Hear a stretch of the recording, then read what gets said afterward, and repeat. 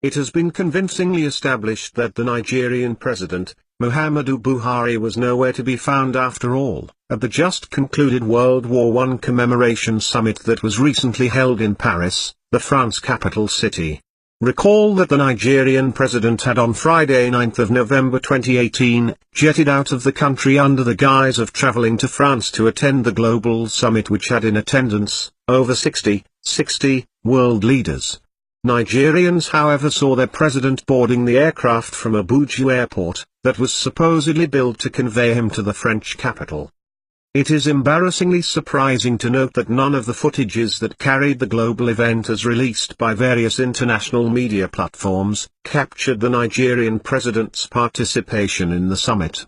Meanwhile, the assistant media and publicity aide to the president, Mr. Femi Adesina, had variously maintained an intense public backlash, thereby placing his integrity under serious scrutiny on what many people have described as deliberate attempts to misinform the Nigerian public on the exact whereabouts of their president.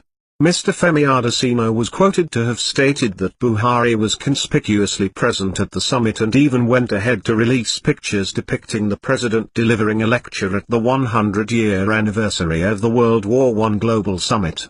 But forensic experts of Family Writers Press International say that most of the displayed pictures were doctored and outdated. A top Nigerian diplomat resident in France, confided in Family Writers Press that President Muhammadu Buhari could not participate in the event primarily due to his refusal to adopt to the dress code, suit, of all the participating world leaders as demanded.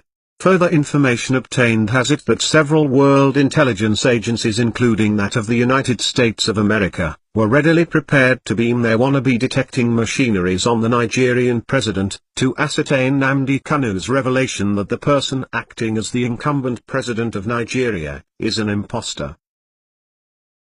It was really the plan of Aminu Jubril al-Sudani and the Nigerian cabals to have him attend the summit, which flopped as he could not summon enough courage as on getting the information about the required uniform dress code and the intelligence dictating machine that was mounted on the summit doors, which were seen as insurmountable challenge to him, the reliable source further told Family Writers Press.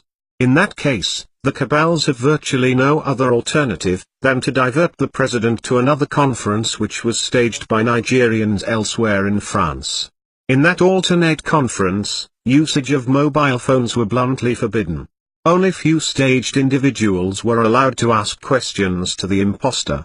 Some participants brazenly displayed gross displeasure and disappointment as they noticed that the Buhari could barely identify some of the known Nigerian government officials that approached him, the information revealed. One of the conference attendees, who spoke on condition of anonymity to the Family Writers Press, also confirmed that Buhari could not recognize most of the Nigerian dignitaries present in the stage-managed conference. President Muhammadu Buhari did not seem to be aware of his immediate environment. Abike Dabiri, who moderated the event, very disappointedly, could not recollect herself too. Before the commencement of the bizarre event, those present were frisked and their individual mobile devices were taken from them before they could be allowed entrance into the venue. One of such individuals had earlier approached Abike Dabiri, intimating her of the nature of his proposed contributions, but was flatly discouraged with the caution that he could be thrown out. All the questions posited before Buhari were teleguided and the persons who asked those questions were pre-selected.